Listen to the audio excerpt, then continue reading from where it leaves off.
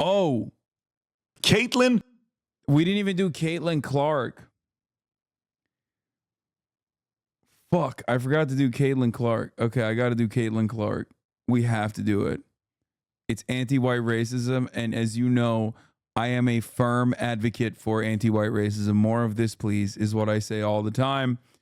And, you guys are going to be shocked to find out what my take is on this. Clark. Rob, can you pull up the foul on Caitlin Clark and what's happened with the frenzy with the mark? Actually, you know what? Fuck it. I'm not even going to get to the Patrick Bet-David stuff. I'm just going to give you what I think. Okay. Number one, Caitlin Clark, being incredibly telegenic and very good overall, okay, has, alongside many other initiatives of like trying to make the WNBA more marketable, has kind of made the WNBA more marketable. Okay. A lot of people are paying attention. A lot of people are interested. And the reality is that, being white probably plays a role in her marketability as well. And I think a lot of people are upset. A lot of people that are in the WNBA get a little catty with it and have been bullying her, apparently. And it is pissed off not just like right-wing culture warriors or whatever, but also simultaneously like basketball former pros that I watch as well. This is not like a contentious issue overall where people are just like, what the fuck are you guys doing? Like, why are you bullying her this much? And I don't know if it's because like people are a little jealous or whatever, but the fact that like a WNBA flagrant foul has reached Washington Post article levels is insane. Okay. I don't know if it's like regular process in the WNBA to bully green rookies this hard. I don't know if it's partially because like people are kind of jealous. I don't know if it's because people are just like, yeah, you're a newcomer. And therefore, you don't deserve the spotlight in the way that you're getting the spotlight. I know that rookies get shit on. I know that rookies get hazed, guys. I understand that. But it does feel like it's a little overboard. Mabry doubled off to Carter. Her jumper is good. Kennedy Carter now with 12 points off the bench. And then the lay from Boston as the officials are going to take a look at what just transpired between Carter and Clark.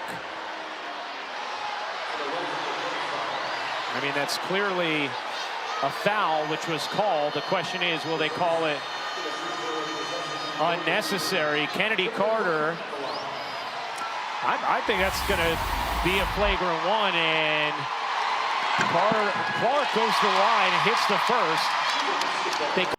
In any case, Caitlin Clark was talking shit before that. I think that like a lot of the attention on this issue is a byproduct of culture war for sure. I do think that it's great overall that Caitlin Clark got a lot of attention in the NCAA and is, brought a lot of eyeballs and brought a lot of attention to the WNBA as well. Not alone, mind you. Okay. But of course, the discourse very quickly turned into anti-white racism. People are saying that anti-white racism is in full display at the WNBA. A lot of people have also said ridiculous shit in terms of like defending her. Claiming that it's not only anti-white racism, but also, or even people that are shitting on Caitlin Clark as well. I think Pat McAfee said something along the lines of like calling her a white bitch or something, and people were mad at him. I'm not entirely certain as to what he said. Oh, here, Matt Barnes is who I was thinking of, who had a pretty good take on it, I think. Going on right now. Caitlin Clark says she got cheap shotted against the sky. I mean, throughout the season. Listen, he's half white, guys. Okay? Listen, he's Italian, he's white and black. Think about that. This man understands race. Okay?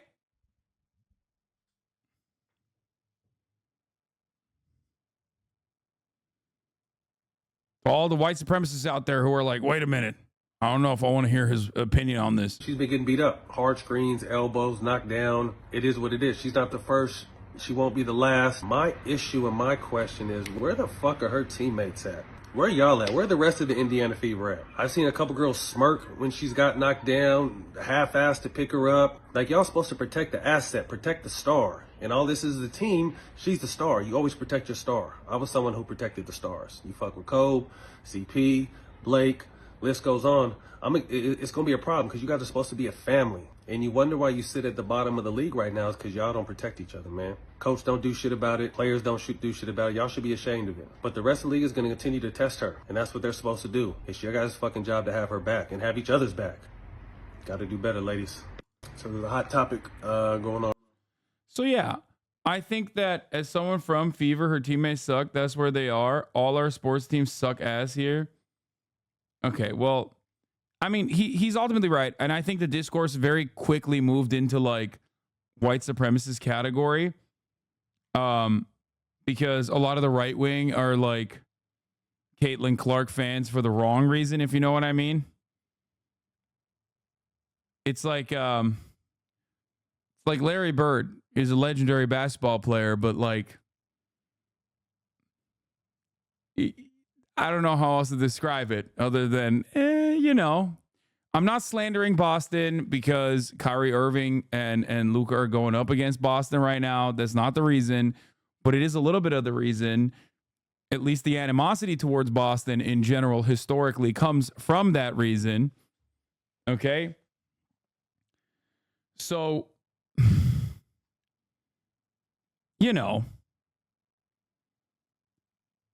I think it's I think that it's a weird story because like if Caitlin Clark wasn't white, I don't know if she would have this level of star power, even if she had the same skill, right?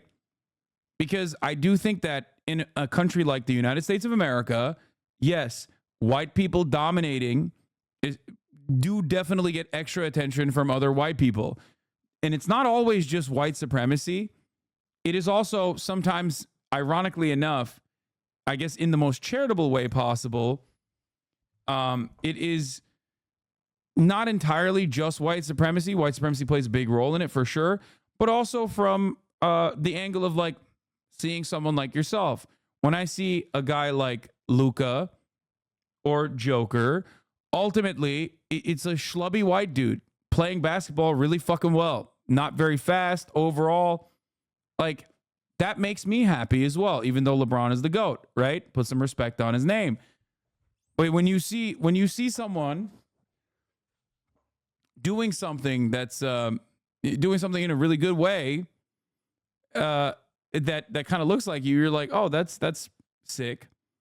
And then sometimes it's white supremacist in general. Okay?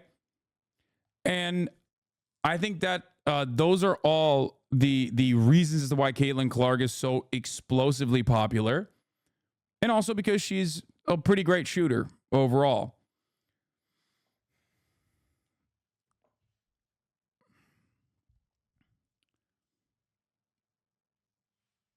Are you saying that we need more white representation to amplify white voices, Lamont? No, that's not what I'm saying at all. I'm not. How can you get that out of anything I said? No, I'm saying that there is a... Explain Jeremy Lin. It's not just white people. Wait, what? Yeah, exactly. No, Jeremy Lin is a great example of this. Jeremy Lin is like still regarded as the GOAT for Asian hoopers in general. He's probably spawned off an entire generation of Asian hoopers for like the 1 week run that he went on. Linsanity was massive. No, that definitely is a huge deal. So yeah, I agree with that. I'm not even making a joke on this. I do legitimately believe that. Come on, dude. It was longer than just 1 week. Okay. In any case, I think there's a less nefarious reason for it as well. But I don't know if like the bullying is happening because she's a rookie and she's gotten a lot of what other WNBA players might think is undeserved attention. I think it's probably a little bit more on that front. Like, as a rookie, she was going to get bullied regardless. As a rookie who has a lot of eyeballs on her, she's going to get double the amount of animosity in general.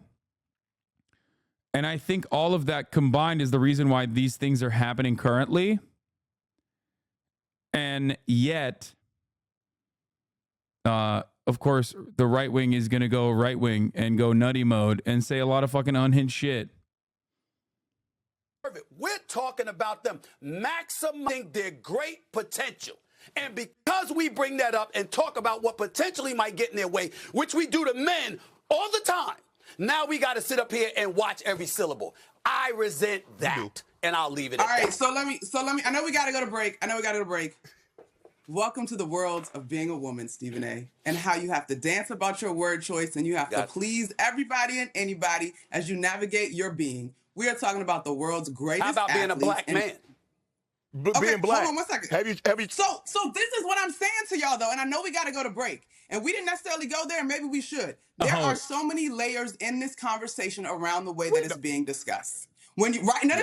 And yes, Shannon, I know y'all are gonna say and Stephen A., I know you just shared that you have talked about the WNBA on your program too.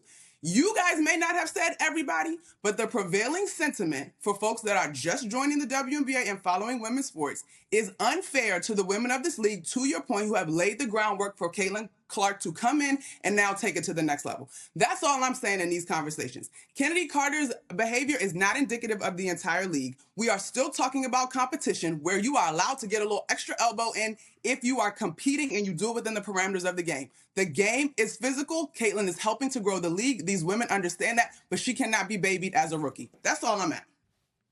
All right. Who talks about I think it's a pretty solid take. I think it's just like regular ass bullying with a little bit more of like the you're not shit. Like, don't think that you're shit. It's more than regular ass bullying that rookies get, partially as a consequence of the fact that like there's a lot more extra attention on her. I think that's what it is. Who talks about the WNBA? Who talks about women? Who talk about women's sports more than First Take? Stephen A., respectfully, with your platform, you could have been doing this 3 years ago if you wanted to. Ooh. Wow. All right, we got to go. You know you're my show? guy, but Who does more than Stephen us? A., I'm talking to you. Wow. Don't do that. I'm talking to you about the power that you have. Okay. I'm talking to you. Oh my Lord. Okay. All right, Oh no, that's a blood feud. Oh no. You're my guy, but I'm talking to you. I think in a professional setting, there's no room for bullying. It was unnecessary. Bro, what are you talking about? We're talking about sports, okay? It's all ego. It's all fucking machismo in many different layers. The fuck are you talking about? It's competitive professional sports. Of course there's bullying. What the fuck? Bro, she's not fucking crunching numbers as an accountant. She's a rookie on a WNBA team. What the fuck are you talking about? Of course there's bullying. What? Guys, I really appreciate you're my girl, but you've missed a lot of episodes of First Take. You missed a lot. Stephen A., Guys, 3 years ago, you would not talk about the W at this level. Don't do that. Guys. Nobody was, Monica. Guys, You making Stephen A.'s point, Monica. Monica, you making Stephen let A.'s me point. do my job. Please let me do my job. We've gone for 40 minutes straight. It was a riveting discussion. I have to get into commercial break. His face. This is perfect.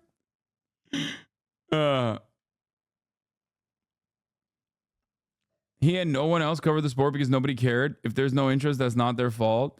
Yeah, I mean, even this in and of itself is probably increasing the attention on the WNBA. Can you explain how bullying, being a part of sports, is a good thing? It's just a thing, okay? It's an expected thing.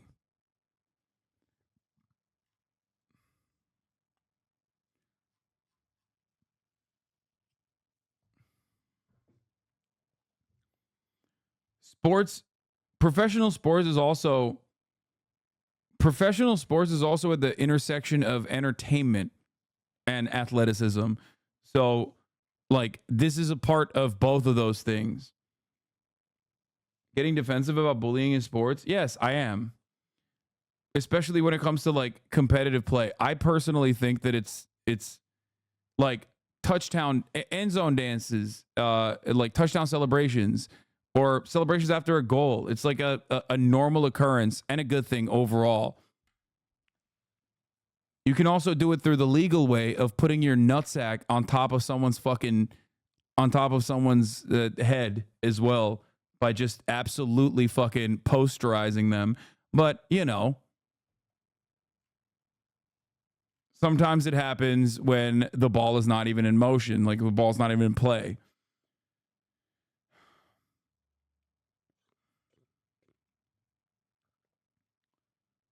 What on earth are you talking about?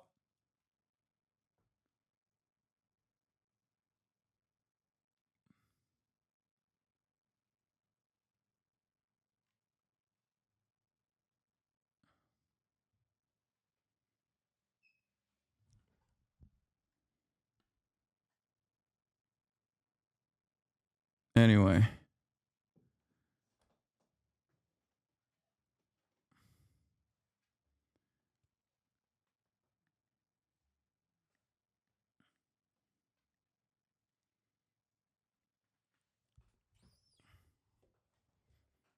Son, can you please play the Stephen A. Smith video about Jason Whitlock? That shit gets me every time. No, we've done enough glazing at Stephen A. Smith. It's time to smoke Stephen A. Smith once again.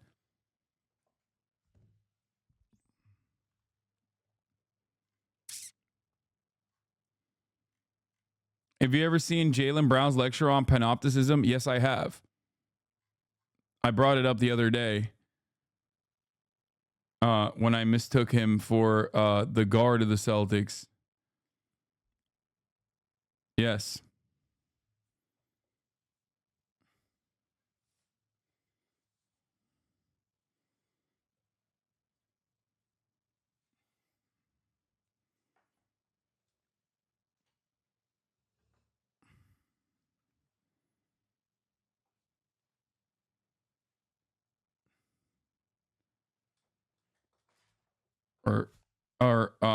Sorry, not the guard. Sorry, Jason Tatum.